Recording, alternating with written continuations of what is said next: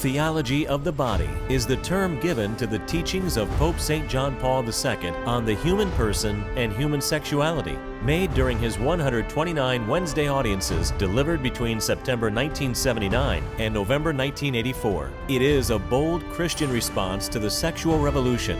It conveys the traditional truths of the faith and morals in a new, accessible, and relatable way.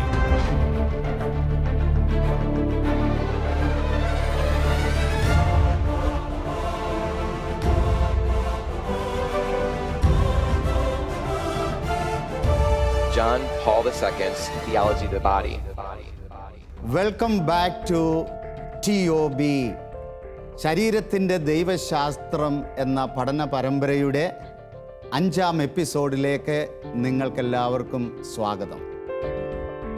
ഈ 5ാമത്തെ എപ്പിസോഡിൽ പങ്കെടുക്കുവാനായി നിങ്ങളോടൊപ്പം ഇവിടെ സന്നിഹിതരായിരിക്കുന്ന ഈ ചെറിയ ക്ലാസ്സിനെയും ഞാൻ സ്വാഗതം ചെയ്യുന്നു. പരിശുദ്ധ ജോൺ പോൾ രണ്ടാമൻ മാർപ്പാപ്പായിലൂടെ പരിശുദ്ധാത്മാവ് ഈ കാലഘട്ടത്തിന് നൽകിയ ഏറ്റവും വലിയ സമ്മാനമാണ് തിയോളജി ഓഫ് ദ ബോഡി, അല്ലെങ്കിൽ ശരീരത്തിൻ്റെ ദൈവശാസ്ത്രം.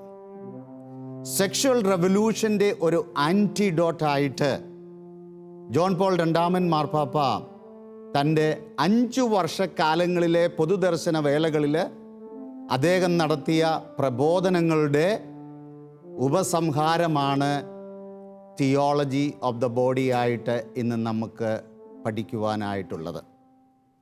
ഇന്ന് നമ്മൾ ഇവിടെ ഈ എപ്പിസോഡിൽ നമ്മൾ ചിന്തിക്കുന്നത് ദൈവം എന്തിന് എന്നെ പുരുഷനായി അഥവാ അല്ലെങ്കിൽ സ്ത്രീയായി എന്തിന് സൃഷ്ടിച്ചു.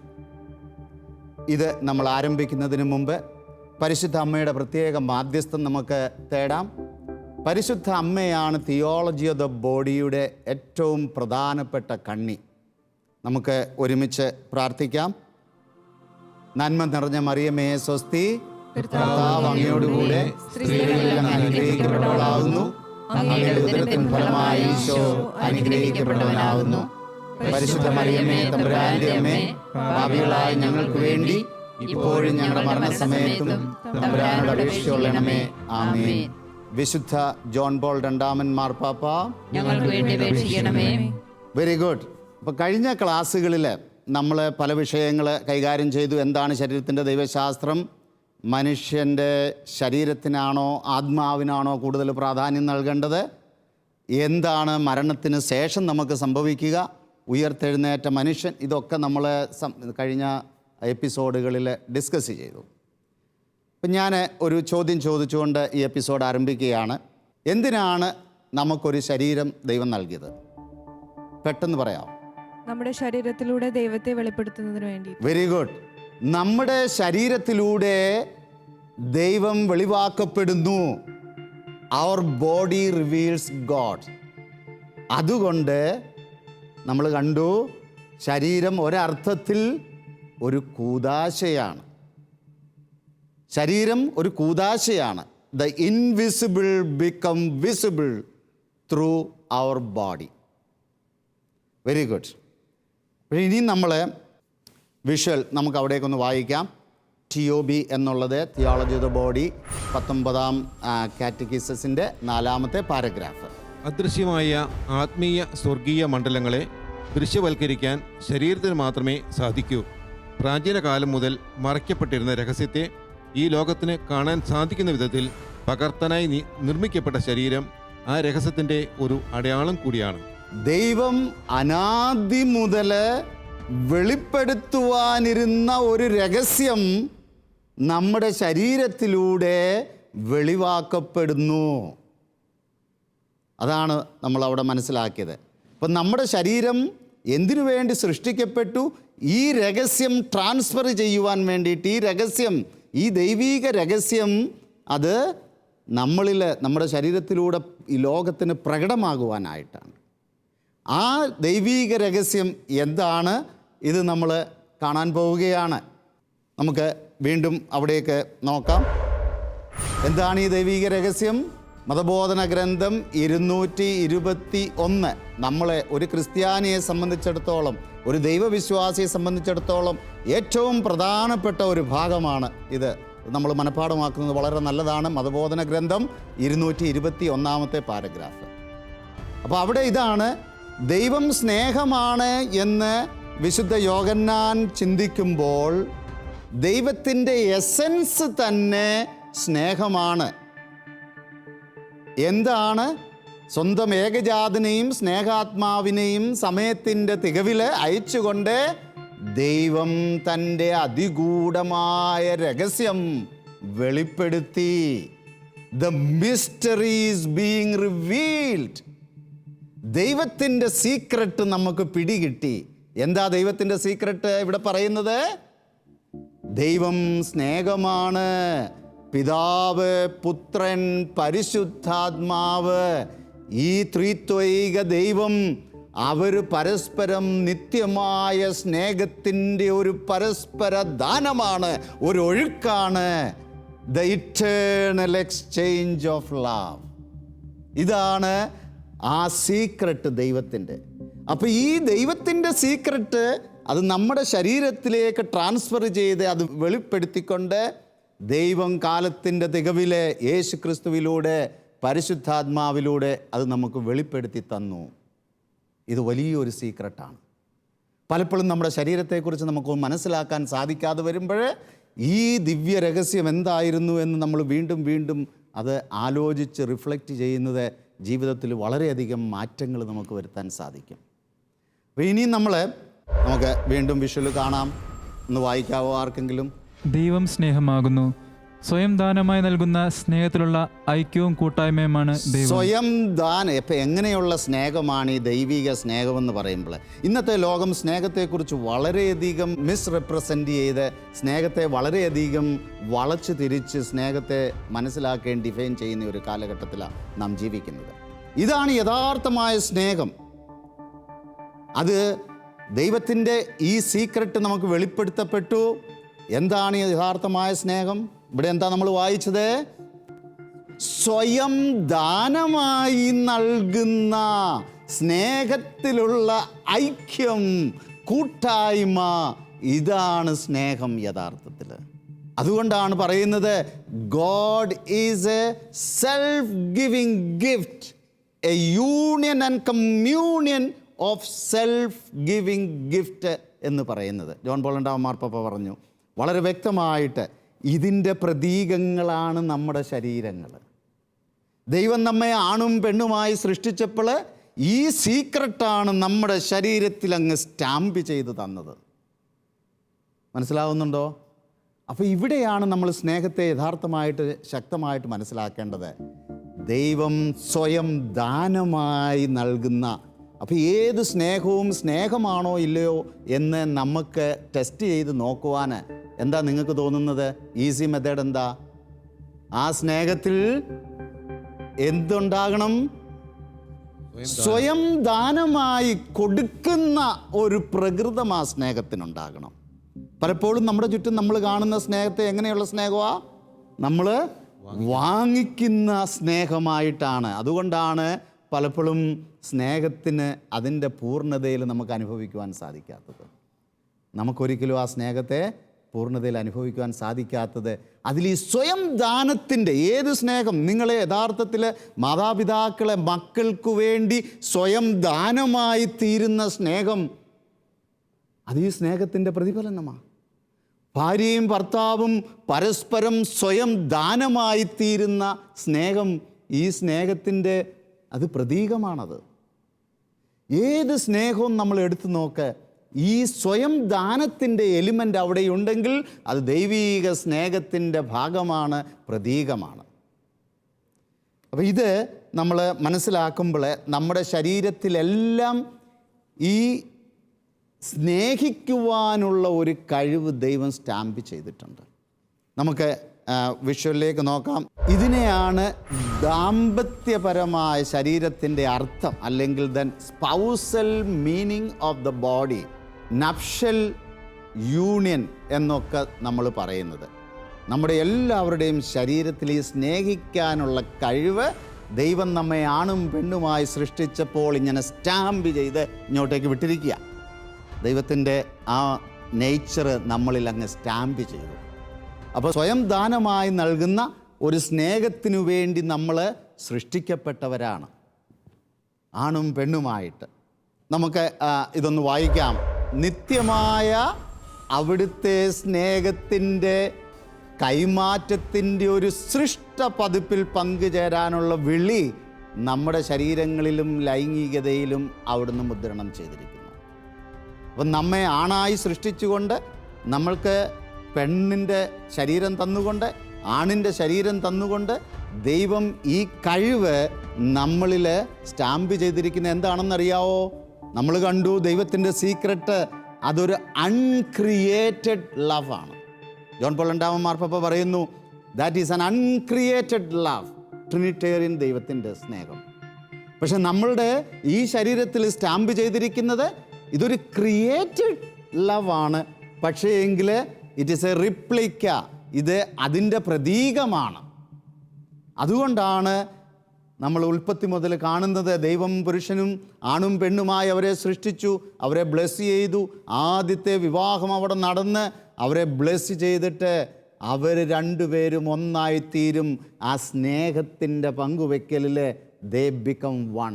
സ്വയം ദാനത്തിൻ്റെ ആ വലിയ അൾത്താരയിൽ അവർ രണ്ടുപേരും ഒന്നായി തീർന്നു. പിന്നീട് അവർ രണ്ടല്ല, ഒന്നാണ്. വീണ്ടും നമ്മൾ കാണുന്നുണ്ട് പൗലോസ് ശ്ലീഹ വിവാഹത്തെക്കുറിച്ച് പറയുമ്പോഴും ഇത് തന്നെ പറയുന്നു, ക്രിസ്തുവും സഭയും തമ്മിലുള്ള സ്നേഹം പോലെ ഭാര്യ ഭർത്താക്കന്മാർ സ്നേഹിക്കണം. അതാണ് ഇതിൻ്റെ പ്രധാനപ്പെട്ട കാതലായ ഭാഗം. നമ്മുടെ സ്നേഹം എങ്ങനെയുള്ള സ്നേഹമായിരിക്കണം എന്ന് അവിടെ വ്യക്തമായിട്ട് നമുക്ക് മനസ്സിലാക്കി തരികയാണ്. നമുക്ക് വിഷ്വൽ വീണ്ടും കാണാം. ഇത് TOB ജോൺ പോൾ രണ്ടാമൻ മാർപ്പാപ്പയുടെ പഠനത്തിൻ്റെ ആ കോട്ട് ഞാൻ എടുത്തിരിക്കുകയാണ്. മനുഷ്യർ തമ്മിലും മനുഷ്യനും ദൈവവും തമ്മിലുമുള്ള കൂട്ടായ്മയിലേക്കുള്ള വിളിയാണ് മനുഷ്യൻ്റെ ജീവിതത്തിൻ്റെ അന്തസത്ത. ഒരു invitation four union and communion. അത് സ്നേഹത്തിൻ്റെ കൊടുക്കലും വാങ്ങലുമാണ്. മനുഷ്യർ തമ്മിലുള്ള കൂട്ടായ്മയിലാണ് ശരീരത്തിൻ്റെയും സെക്സിൻ്റെയും സത്യം മുഴുവൻ അടങ്ങിയിരിക്കുന്നത് എന്ന് അദ്ദേഹം പറയുകയുണ്ടായി. ഇപ്പോൾ ചുരുക്കി പറഞ്ഞാൽ ഒരു യൂണിയൻ ആൻഡ് കമ്മ്യൂണിയനുള്ള കഴിവാണ് ഒരു ശരീരത്തിൽ, നമുക്ക് പുരുഷൻ്റെ ശരീരത്തിലോ സ്ത്രീയുടെ ശരീരത്തിലോ ദൈവം സ്റ്റാമ്പ് ചെയ്തിരിക്കുന്നത്. അത് മറ്റൊന്നിനുമല്ല, ഈ എന്തിനു വേണ്ടിയിട്ടാണത്? ത്രിത്വൈക ദൈവത്തിൻ്റെ സ്നേഹം പ്രകടമാക്കുവാനുള്ള ഒരു ക്രിയേറ്റഡ് ലവ്. അത് നമുക്ക് പ്രകടമാക്കി മറ്റുള്ള ലോകത്തിന് അത് റിവീൽ ചെയ്യുവാൻ വേണ്ടിയിട്ടാണ് ദൈവസ്നേഹത്തിൻ്റെ. അപ്പോൾ ഇനി നമ്മൾ തുടർന്ന് വരുന്നുണ്ട്, എന്തുകൊണ്ടാണ് എനിക്ക് പുരുഷൻ്റെ ശരീരം, എന്തുകൊണ്ടാണ് എനിക്ക് സ്ത്രീയുടെ ശരീരം? അത് നമ്മൾ കുറേ കൂടെ ക്ലിയർ ആയിട്ട് നമുക്ക് ഈ തുടർന്ന് നമുക്കിപ്പോൾ കാണാം. നമുക്ക് അങ്ങോട്ട് വിഷ്വൽ നോക്കാം. ആരാണ് ദൈവം? ഈ ജീവിതത്തിൻ്റെ അർത്ഥം എന്താണ്? എന്തിനാണ് ദൈവം നമ്മെ സൃഷ്ടിച്ചത്? എങ്ങനെയാണ് നാം ജീവിക്കേണ്ടത്? നമ്മുടെ ആത്യന്തിക ലക്ഷ്യം എന്താണ്? തുടങ്ങി ദൈവം നമ്മളോട് പറയാൻ ആഗ്രഹിക്കുന്ന എല്ലാ കാര്യങ്ങളും മനുഷ്യ ശരീരത്തിലൂടെയും സ്ത്രീയുടെയും പുരുഷൻ്റെയും വിവാഹത്തിലൂടെയും ഏക ശരീരമാകുവാനുള്ള വിളിയുടെയും അർത്ഥം വിവേചിച്ചറിയുന്നതിലൂടെ നമുക്ക് മനസ്സിലാക്കുവാൻ സാധിക്കും. നമ്മുടെ എപ്പിസോഡിൽ നമ്മൾ കണ്ടു, the sexual union, that is the essence of our existence. ഈ പ്രപഞ്ചത്തെ തന്നെ നിലനിർത്തുവാനായി ദൈവത്തിൻ്റെ നിഗൂഢമായ പദ്ധതിയുടെ ഭാഗമായിട്ട് ദൈവം ആവിഷ്കരണം ചെയ്തതാണ്.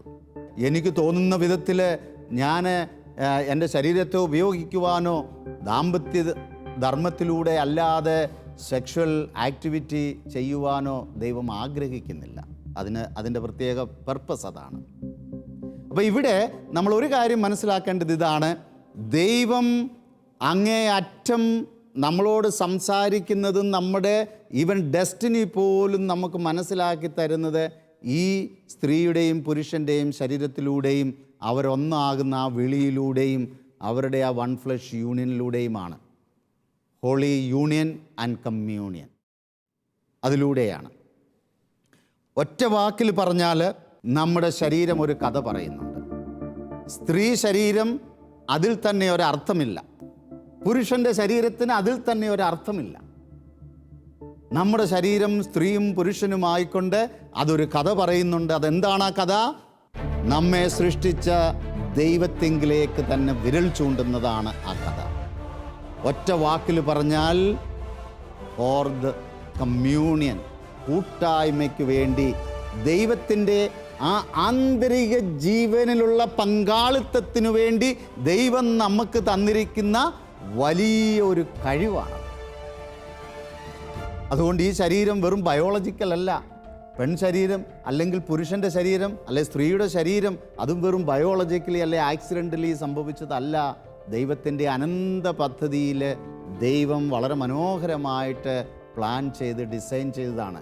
നമ്മളെ ശരീരത്തിൻ്റെ ഈവൻ ജീവശാസ്ത്രപരമായ കാര്യങ്ങൾ, സ്ത്രീയുടെ ശരീരത്തിൻ്റെയും പുരുഷൻ്റെ ശരീരത്തിൻ്റെയും ഒക്കെ നമ്മൾ ഇൻറ്റേർണൽ സ്ട്രക്ചറൊക്കെ മനസ്സിലാക്കുമ്പോൾ നമ്മുടെ ശരീരത്തിൻ്റെ, മനുഷ്യ ശരീരത്തിൻ്റെ എല്ലാ വശങ്ങളെയും വിശദമായിട്ട് പഠിക്കുവാൻ സാധിച്ചിട്ടില്ല എന്നാണ് ഈവൻ സയൻസ് പോലും പറയുന്നത്.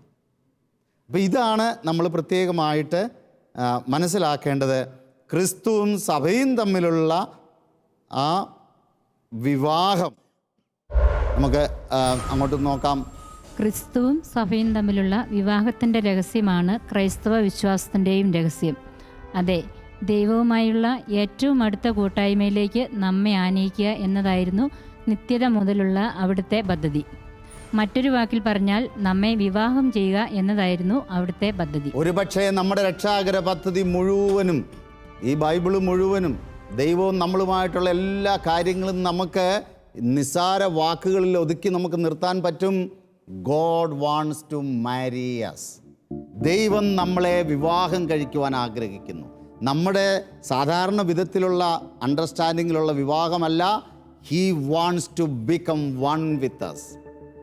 ദൈവം നമ്മളുമായി വൺ ഫ്ലഷ് യൂണിയൻ, ആ ഒരു ഒത്തുചേരൽ, അത് ഈ ലോകത്തിലും മരണാനന്തരം നമ്മുടെ ജീവിതത്തിൽ നമ്മൾ എന്താ സ്വർഗമെന്ന് വിളിച്ചത്? ദൈവവുമായുള്ള ഒരു കൂട്ടിച്ചേരലിനെയാണ്. ദൈവവുമായി ഇറ്റേണൽ എക്സ്ചേഞ്ചിലുള്ള ഒരു കൂട്ടിച്ചേരലാണ്, അതാണ് സ്വർഗമെന്ന് പറയുന്നത്. അപ്പം ചുരുക്കി പറഞ്ഞാൽ എല്ലാം നമ്മൾ കൂട്ടി ഒരുമിപ്പിക്കുമ്പോൾ നമുക്ക് മനസ്സിലാക്കാൻ സാധിക്കും, ദൈവം നമ്മളെ വിട്ടുപിരിയുവാൻ ആഗ്രഹിക്കാത്ത തരത്തിലുള്ള ഒരു ബന്ധമാണ് ആഗ്രഹിക്കുന്നത്. He wants to be one with us forever. നോക്കുക, യേശു ക്രിസ്തു പരിശുദ്ധ കുർബാനയിലൂടെ എന്താ അവിടെ സംഭവിക്കുന്നതെന്ന് നമുക്കറിയാം. യേശു ഇതാ പോകുന്നതിനും ഈ ലോകം വിട്ടു പോകുന്നതിനു മുമ്പ് ഈ സഭയാകുന്ന മണവാട്ടിയോട് മണവാളൻ പറയുകയാണ്, ഇതാ എൻ്റെ ശരീരം, നീ ഇത് ഭക്ഷിച്ച് ശക്തി പ്രാപിച്ച് വീണ്ടും ആ വലിയ ആ വൺ ഫ്ലഷ് യൂണിയൻ, ആ സ്നേഹത്തിൻ്റെ ഒഴുക്കിലേക്ക് നീ കടന്നു വരുവാൻ ഇത് നിന്നെ സഹായിക്കും. സഭയാകുന്ന മണവാട്ടിയെ സ്നേഹിക്കുന്ന മണവാളനായ ക്രിസ്തു, ഇത് വളരെ വ്യക്തമായിട്ട് ബൈബിളിൽ നമുക്ക് കൃത്യമായിട്ട് നമുക്ക് മനസ്സിലാക്കുവാൻ സാധിക്കും. റെവലേഷനിൽ നമ്മൾ വ്യക്തമായിട്ട് കാണുന്നുണ്ട്. എന്താ കാണുന്നത്? ഒരു സ്വർഗീയ വിവാഹത്തിനുള്ള ഒരുക്കം അവിടെ നടക്കുകയാണ്. സ്വർഗീയ മണവാളൻ ക്രിസ്തു തൻ്റെ മണവാട്ടി, സഭയാകുന്ന മണവാട്ടിയെ വിവാഹം കഴിക്കുന്നു. അതാണ് നമ്മൾ ലാസ്റ്റിൽ കാണുന്നത്. ഒരു സ്വർഗീയ വിരുന്നിലേക്കുള്ള യാത്രയാണ് ഈ ലോകത്തിലുള്ള വിവാഹവും ഈ ലോകത്തിലുള്ള യാത്രയുടെ അന്തിമ ലക്ഷ്യവും എല്ലാം. നമ്മളിപ്പോൾ കണ്ടു എന്തിനു വേണ്ടിയിട്ടാണ് ദൈവം നമുക്ക് പുരുഷ ശരീരവും സ്ത്രീ ശരീരവും തന്നിരിക്കുന്നത്. പെട്ടെന്ന് നിങ്ങൾക്ക് എന്താ മനസ്സിലായത്? നമ്മൾ വിശദമായിട്ട് നമുക്ക് ഈ എപ്പിസോഡിൻ്റെ ഒരു കൺക്ലൂഷൻ എന്ന പോലെ നിങ്ങൾക്ക് എന്ത് തോന്നുന്നു? ആ അനന്ത സ്നേഹത്തെ പ്രകടമാക്കുവാനുള്ള ഒരു മാധ്യമമായിട്ടൊരു പ്രതീകമായിട്ട് ഇറ്റേണൽ ട്രിനിറ്റേറിയൻ ദൈവത്തിൻ്റെ സ്നേഹം നമ്മൾ പ്രകടമാക്കുവാനായിട്ട്. അപ്പം നമ്മൾ ചോദിച്ചേക്കാം ഒരു ചോദ്യം. ജോൺ പോൾ രണ്ടാമൻ മാർപ്പാപ്പ വളരെ വ്യക്തമായിട്ട് പറഞ്ഞു, ഈ ലോകത്തിലുള്ള നമ്മുടെ വിവാഹം ഈ വലിയ വിവാഹത്തിൻ്റെ ഒരു മുന്നാസ്വാദനമാണ്. സ്ത്രീയും പുരുഷനും തമ്മിൽ വിവാഹത്തിലൂടെ അവർ ഒന്നായി തീരുമ്പോൾ അവർക്ക് കിട്ടുന്ന ആ സന്തോഷം, അത് ഒരു വലിയ സന്തോഷത്തിൻ്റെ എക്സ്റ്റസിയുടെ ഒരു മുന്നാസ്വാദനമാണ്. മനസ്സിലായോ ക്ലിയറായിട്ട് എവരിബഡി? എന്തെങ്കിലും ചോദ്യം ഇതിനെക്കുറിച്ച് എന്തെങ്കിലും ഉണ്ടോ? നമ്മൾ എൻ്റെ ഒരു സംശയമാണ് സാറേ. പിതാവും പുത്രനും പരിശുദ്ധാത്മാവുമായ ദൈവം ഒരു പുരുഷനാണോ അതോ സ്ത്രീയാണോ? Okay, very good. അപ്പോൾ ദൈവം പുരുഷനാണോ സ്ത്രീയാണോ, ഇതാണ് ചോദ്യം. അപ്പോൾ ഇവിടെ ഞാൻ ഒരു കാര്യം നിങ്ങളോട് പറയാൻ ആഗ്രഹിക്കുന്നത്, നമ്മുടെ ഛായയിലല്ല ദൈവം സൃഷ്ടിക്കപ്പെട്ടിരിക്കുന്നത്. Is an uncreated love. Okay, ദൈവത്തിൻ്റെ ഛായയിലാണ് നമ്മൾ സൃഷ്ടിക്കപ്പെട്ടിരിക്കുന്നത്. അപ്പോൾ ഇതിന് ഞാൻ നിങ്ങൾക്ക് ഒരു പഠനത്തിനുള്ള ഒരു കൊട്ടേഷൻ തരികയാണ്. നമുക്ക് അങ്ങോട്ടേക്ക് നോക്കാം. ഇത് മതബോധന ഗ്രന്ഥം 370 പാരഗ്രാഫിൽ ഇതിനുള്ള ഉത്തരം നമുക്ക് കൃത്യം കിട്ടുന്നുണ്ട്. ഞാനതൊരു ഒരുമിച്ച് വായിക്കാം. ഒരു വിധത്തിലും ദൈവം മനുഷ്യൻ്റെ ഛായയിലല്ല. അപ്പോൾ നമ്മളിതിനെ നമ്മുടെ കൊച്ചു ബുദ്ധിയിൽ തിരിച്ചു വെക്കുന്നത് കൊണ്ടാണ് പലപ്പോഴും ഈ സംശയം വരുന്നത്. അവിടെ ഇതാണ് സഭ നമ്മളോട് പറയുന്നത്, അവിടുന്ന് പുരുഷനുമല്ല സ്ത്രീയുമല്ല. തികച്ചും അരൂപിയായ ദൈവത്തിൽ ലിംഗഭേദത്തിന് സ്ഥാനമില്ല. എന്നാൽ ഈ ദൈവത്തിൽ നമ്മൾ പല അട്രിബ്യൂഷൻസ് കൊടുക്കുന്നുണ്ട്. ഒരപ്പൻ്റെ സ്നേഹം, അമ്മയുടെ സ്നേഹം, സുഹൃത്തിൻ്റെ സ്നേഹം, അല്ലെങ്കിൽ ഭാര്യയുടെ സ്നേഹം, ഭർത്താവിൻ്റെ സ്നേഹം. കാരണം ഇതെല്ലാം അതിൻ്റെ പ്രതീകങ്ങളാണ് നമുക്കിവിടെയുള്ളത്. ഇതിൻ്റെ എല്ലാം ഒരു അന്തസത്ത നമുക്ക് അവിടെ കാണാൻ പറ്റും. കാരണം നമ്മളിവിടെ കാണുന്ന എല്ലാ തരത്തിലുള്ള സ്നേഹവും എന്തിൻ്റെ റിഫ്ലക്ഷനാണ്? അതിൻ്റെ ഒരു പ്രതീകമാണ്. അപ്പോൾ ഈ ചോദ്യം പലപ്പോഴും നമ്മൾ ഇങ്ങനെ ചിന്തിക്കുമ്പോഴാണ്, അപ്പം നമ്മുടെ ആണ് അല്ലെ പെണ്ണെന്നുള്ള കോൺസെപ്റ്റിൽ നമ്മൾ ദൈവത്തെ എടുത്തു വെക്കാതെ ഇതെന്താണ് നമ്മുടേത്, it is a reflection from there. അപ്പം നമ്മുടെ ഛായ അല്ല ദൈവത്തിനുള്ളത്, ദൈവത്തിൻ്റെ ഛായയാണ് നമുക്കുള്ളത്. അപ്പോൾ മതബോധന ഗ്രന്ഥം 370 നമുക്ക് വളരെ വ്യക്തമായിട്ട് അതിനുള്ള ഉത്തരം തരുന്നുണ്ട്. അപ്പോൾ നമ്മൾ ഇന്നത്തെ ഈ എപ്പിസോഡിൽ നമ്മളെ എന്തിനാണ് ദൈവം സ്ത്രീയും പുരുഷനുമായി സൃഷ്ടിച്ചത് എന്നുള്ളതിൻ്റെ ഒരു ക്ലാരിറ്റി നമുക്ക് കിട്ടിയിട്ടുണ്ട്. അപ്പോൾ നിങ്ങൾക്ക് അതൊന്ന് ചുരുക്കി പറയാമോ? ആർക്കെങ്കിലും എന്തിനാണ് ദൈവം നമ്മളെ സ്ത്രീയും പുരുഷനുമായി സൃഷ്ടിച്ചത്? ആരാ പറയുന്നേ? ടീച്ചർ. ദൈവത്തെ നമ്മുടെ ശരീരത്തിലൂടെ വെളിപ്പെടുത്തുന്നു. ഓക്കെ. ദൈവം സ്നേഹമാണ്. ദൈവത്തിൻ്റെ സ്നേഹത്തിൻ്റെ പ്രത്യേകത സ്വയം ദാനമാണ്. ആ സ്നേഹം കൂട്ടായ്മയാണ് അതിൻ്റെ മറ്റൊരു പ്രത്യേകത. Very good. നമ്മൾ ഇനിയും വേറൊരു പ്രധാനപ്പെട്ട പോയിന്റും കൂടെ നമ്മൾ ഈ എപ്പിസോഡിൽ കവർ ചെയ്തു. ആർക്ക് പറയാൻ പറ്റുമോ അത്? Very good. ഭാര്യ ഭർത്താക്കന്മാർ അവരുടെ ദാമ്പത്യ ധർമ്മത്തിൽ അവർക്ക് ലഭിക്കുന്ന ആ സന്തോഷം, അവർ ജീവിതാവസാനം ദൈവത്തിൽ വിലയം പ്രാപിക്കുമ്പോൾ അവർക്ക് ലഭിക്കാൻ പോകുന്ന വലിയ സന്തോഷത്തിൻ്റെ ഒരു ചെറിയ മുൻ ആസ്വാദനമാണ്. വണ്ടർഫുൾ. അപ്പോഴേ നമ്മളെ സ്ത്രീയും പുരുഷനുമായി ദൈവം ഈ ലോകത്തിൽ യൂണിയൻ ആൻഡ് കമ്മ്യൂണിയൻ ഉള്ള കപ്പാസിറ്റി തന്ന് ഈ ലോകത്തിലേക്ക് വിട്ടിരിക്കുന്നത് ഒരടയാളമാകാനാ. എന്തടയാളം? ഒരു ചെറിയ മുന്നാസ്വാദനമാണ്. വലിയ ആ സന്തോഷത്തിൻ്റെ ഇറ്റേണൽ എക്സ്ചേഞ്ച് ഓഫ് ലവിൽ നമുക്ക് കിട്ടാൻ പോകുന്ന ആ വലിയ എക്സ്റ്റസിയുടെ ഒരു മുന്നാസ്വാദനം. വണ്ടർഫുൾ. അപ്പോൾ ഇത് നമ്മൾ വളരെ വ്യക്തമായിട്ട് നമ്മൾ മനസ്സിലാക്കി നമ്മൾ മറ്റുള്ളവർക്ക് പറഞ്ഞു കൊടുക്കണം. അവിടെ വിവാഹ ബന്ധങ്ങൾക്ക് വലിയ ഉറപ്പുണ്ടാകും. ഇന്ന് നമ്മുടെ യുവജനങ്ങളുടെ ഇടയിലുള്ള confusions, how far is to far എന്ന് പറഞ്ഞാൽ എനിക്ക് എവിടെ വരെ എൻ്റെ ബന്ധങ്ങളിൽ അതിർത്തി വരമ്പുകൾ നിശ്ചയിക്കണം എന്ന് പറയുന്നതിൻ്റെ അർത്ഥം നമുക്ക് വിവാഹത്തിന് മുമ്പ് ലൈംഗികമായിട്ടുള്ള പ്രവർത്തികൾ ചെയ്യുവാൻ പറ്റുമോ? ഇങ്ങനെയുള്ള 100 ചോദ്യങ്ങൾക്ക് ഇത് വളരെ വ്യക്തമായ ഉത്തരം നമുക്ക് ലഭിക്കുന്നുണ്ട്. അപ്പോൾ ഈ എപ്പിസോഡ് നമ്മളിവിടെ നിർത്തുകയാണ്. അടുത്ത എപ്പിസോഡിൽ വീണ്ടും നമുക്ക് കാണാം. Until then, bye bye, God bless you. നിങ്ങളുടെ വിലപ്പെട്ട അഭിപ്രായങ്ങളും നിർദ്ദേശങ്ങളും സംശയങ്ങളും ഞങ്ങളെ അറിയിക്കുക. info@tobforlife.org. അടുത്ത എപ്പിസോഡിൽ നമ്മൾ പഠിക്കുവാൻ പോകുന്നത് ദൈവത്തിൻ്റെ ഛായയിലും സാദൃശ്യത്തിലും നമ്മൾ സൃഷ്ടിക്കപ്പെട്ടിരിക്കുന്നു എന്ന് പറയുന്നതിൻ്റെ അർത്ഥം എന്താണ്? അത് നമ്മൾ വിവരിച്ച് മനസ്സിലാക്കുവാൻ നമുക്ക് സാധിക്കും. The law of the gift. പിതാവ്, പുത്രൻ, പരിശുദ്ധാത്മാവ് തമ്മിലുള്ള ബന്ധം നമ്മുടെ പ്രാവർത്തികമായിട്ട് നമ്മുടെ ജീവിതത്തിൽ എങ്ങനെ നമുക്ക് ആഴപ്പെടുത്തുവാൻ, നമുക്ക് പ്രതിഫലിപ്പിക്കുവാൻ സാധിക്കും. ഇങ്ങനെ തുടങ്ങിയ പല ചോദ്യങ്ങൾക്കും നമ്മൾ ഉത്തരം കണ്ടെത്തുകയാണ്. John Paul II's Theology of the Body.